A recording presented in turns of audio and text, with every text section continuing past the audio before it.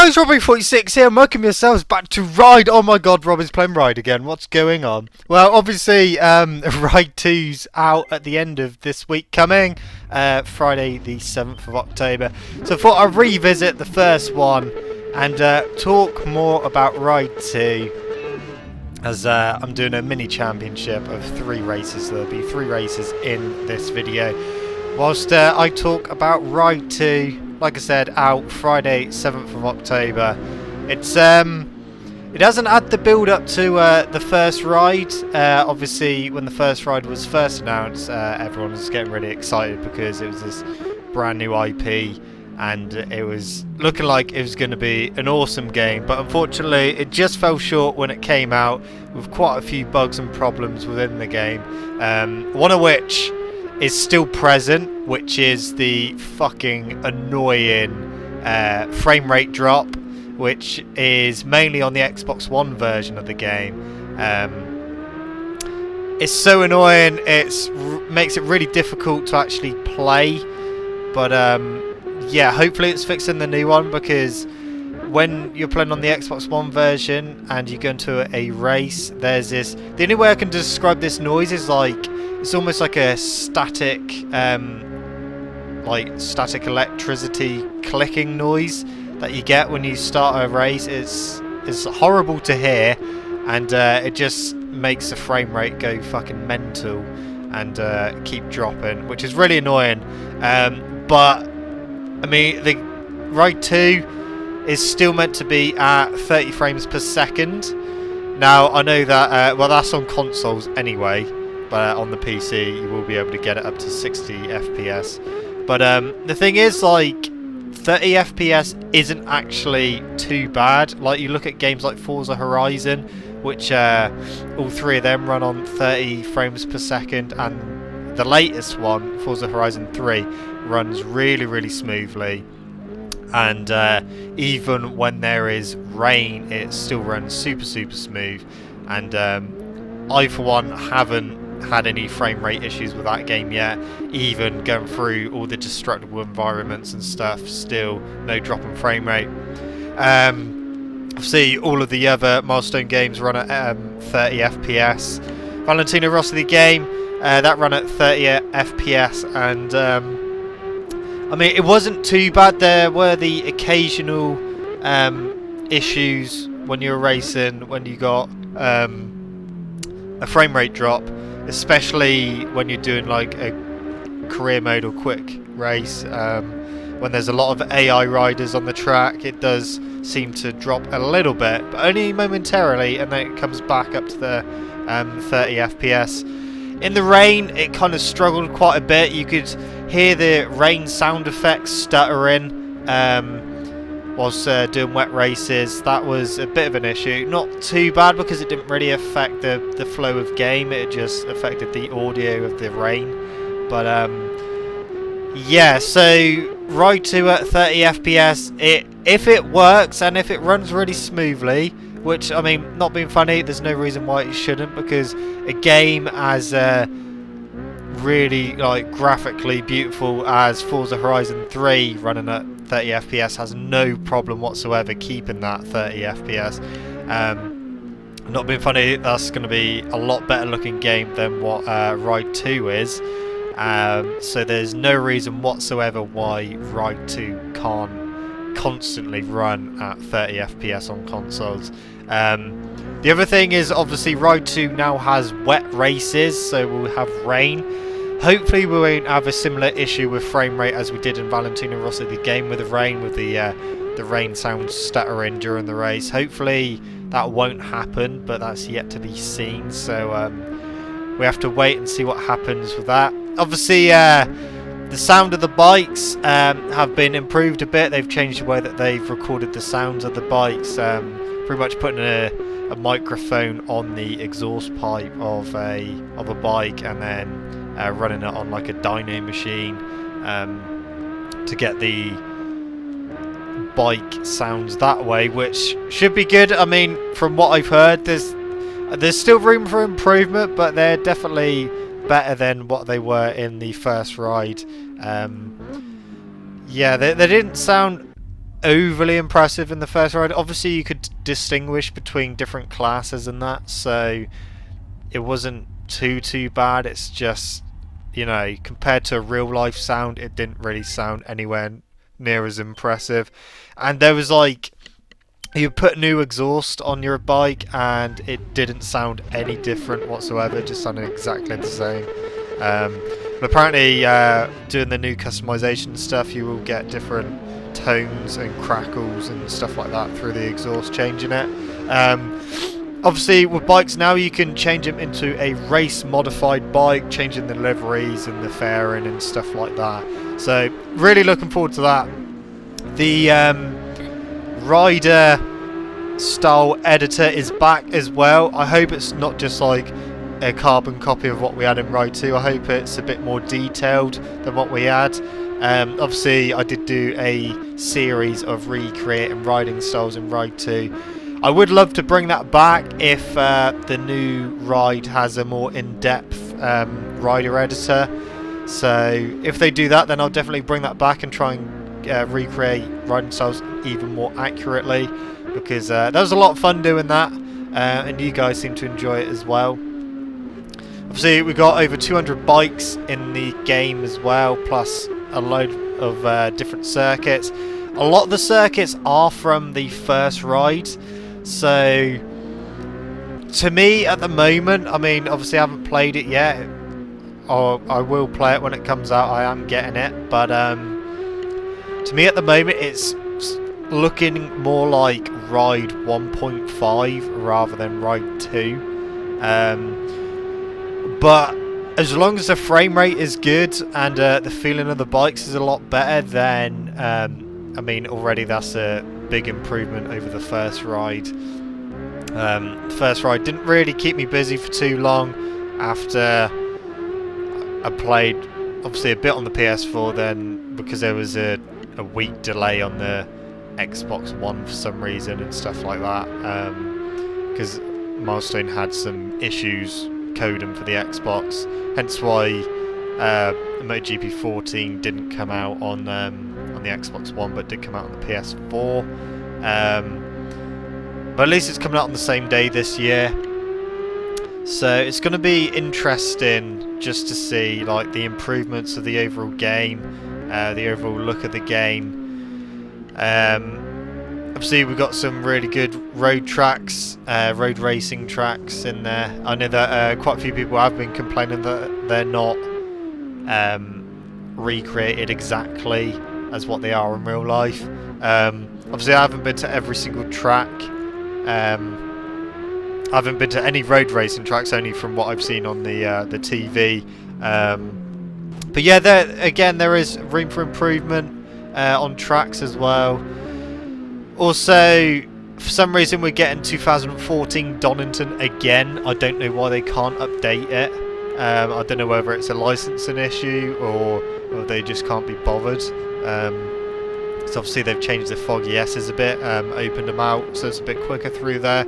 In Valentino Rossi the game, the last corner was really downhill for some reason. It is slightly downhill, but not as much as what they made out in that game. So yeah, again, just something that they need to start improving on. Online, again, 12-player online. If the online is a lot better than what it was in the first ride, then I will more than likely do a racing league on Ride 2. I just think it would be quite interesting to see, especially people using different bikes. Of course, there's going to be a vast array of bikes that we can use. People's bikes are going to be more unique as well, because obviously the customization options, your riders as well, there's a lot more licensed rider gear that you can use in Ride 2, and like I said about the riding style, would be people with completely different styles. So it's definitely something I really want to do, is a racing league on Ride 2. Obviously we still got the Valentino Rossi the Valentino Rossi the Game League going at the moment. Next race is tomorrow, that is at Catalonia. So yeah, a racing league on Ride 2 is definitely something I am looking into. I was looking into doing one on the first ride before the first ride came out, but after playing it online and realising that the frame rate was a bit too much of an issue, and connection issues and just your usual milestone issues online, I didn't think it would work that well on the first ride. So if it's improved on Ride 2, then it's definitely something that I will do. Just have to obviously check it out, test it out, see how it plays online, and hopefully we can do a league on Ride 2. I did mention we're getting wet weather in Ride 2. They have been working with a tyre manufacturer to try and get the tyres to react more realistically during the game. Obviously, you're going to get the most out of the game playing in Pro Physics, because playing on Standard or even Semi-Pro, the feeling of the bike is too stable. Obviously, I know that there are people that will be like, yeah, but that means you'll be going quicker. Yeah, but if your bike's too stable, you may like be getting a bit of understeer a bit. You won't be able to slide it out of corners too much. So yeah, Pro Physics. Obviously, in the first ride, I'm using Pro Physics now, and trying to get a bike to like move about a lot is a lot more difficult to do it than in the MotoGP games, especially to try and get the rear to slide out. I think that in the first ride the bikes were a bit too planted, although you are about to see something that shows that going over a bump makes your bike completely unstable on the Road America circuit. Just coming up this little hill, if you don't let off the throttle, you do a big wheelie and wobble and crash like I just did. But yeah, from what I've seen of like gameplay and that, it does look like the bikes move around a lot more and react more realistically this time, so that is good. Like I said, Pro Physics is definitely the way to go if you want to get the most out of the game. I know that there might be some people that may struggle with that, but it's just something that you need to get used to, whether you do it in time trial or just through doing the World Tour events. Speaking of World Tour, I will be doing World Tour videos, a bit like the career mode in MotoGP. I will be trying to go through most of them. There may be some categories where I look at them and think I really don't want to do them, especially when the bikes are really slow and stuff like that, but I will give most of them a go. Well, I may end up doing all of them. It just may depend on how I'm feeling about certain bikes, because obviously the bikes are going to react differently. Some will be, well, feel heavier than others. Obviously there'll be some that are a lot slower than others, so it'll depend on how I feel about the bikes. It's like the naked bikes in the first ride I wasn't really that interested in, just because they didn't feel that great to ride. I mean, they felt really, really planted, but just too easy. So hence why I didn't really do a lot of videos on the naked bikes for the first ride. So I will look at all the categories we get. Hopefully we get more of an endurance this time, because endurance races in Ride 1 was like 8 laps. But it'd be interesting to see how they do that. It would be nice to, if you actually had to do a pit stop as well to refuel and maybe change your tyres, but I mean, I'm not holding my breath for that, because obviously they haven't actually mentioned that at all in the lead up to the game being out, and it's out next week, so who knows. But it may be something that they've kept under wraps, but I highly doubt it. It would be good to have, but we'll have to wait and see how that goes. I did briefly mention the tracks. Unfortunately, Miami is back. Fucking Miami. Like the worst track you could possibly race on. It was in the first ride. It's a made-up track, and it is fucking horrible because they're all 90-degree turns on the circuit. It's literally 90-degree turn straight, 90-degree turn straight, 90-degree chicane, then another straight, and then just, yeah, they're literally designed by a pencil and a ruler, which was fucking horrible to ride around. And you had no runoff on that track either. It's just if you outbrake yourself slightly, you go straight into a barrier and crash. But I'm trying to avoid that track if I can. Obviously there will be some races where I can't avoid it, annoyingly, but yeah, I have to wait and see. Definitely looking forward to doing the Northwest 200 and the Ulster GP tracks. For me, obviously, especially doing online racing, I prefer the short circuits. So like places like Donington, Magny-Cours and stuff like that, Imola. Just because I know those tracks a lot better than the other tracks, and that's where I feel more comfortable and more competitive. But obviously, once I've started to learn the road racing tracks, yeah, it's definitely going to be good to race around them. May struggle to begin with around them, but yeah, we'll have to wait and see. Like I said, I will be doing the World Tour event, and I will be doing it on Pro Simulation and the AI on the hardest difficulty, just because apparently they're a bit more of a challenge this time. I have watched some videos of people playing a pre-build of the game, so that the AI are more of a challenge, but that may just be down to them being pretty piss poor at the game. So we'll have to wait and see what the AI is actually like. I mean, Milestone have said that they've been improved. Obviously, Valentino Rossi, the game, they started off really, really easy, but they brought out patches to make them a bit more difficult, which did kind of work. Whether they do the same with Ride 2 or not, or whether they're going to be pretty damn difficult to begin with, we'll have to wait and see.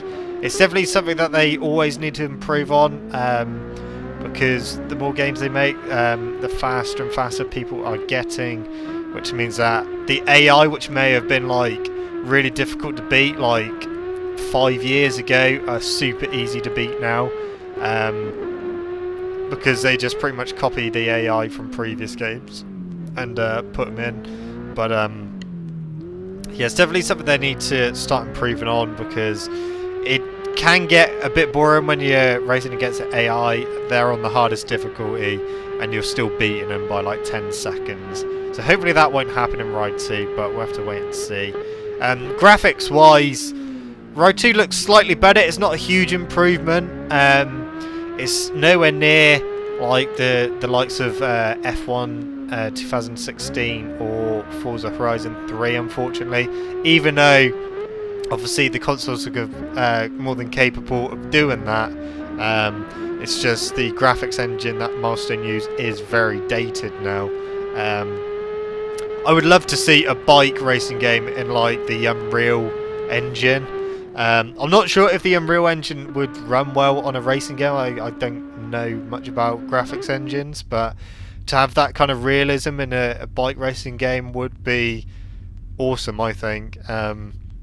And really good to see. But yeah, we got what we got at the moment. But yeah, so Ride 2 is out Friday, October the 7th. I will be grabbing a copy myself and doing more videos on it. So yeah, that's something for you guys to look forward to. Anyways, thank you so much for watching. Don't forget to leave this video a like, subscribe to my channel for more content, and I shall see you guys in the next video. See you!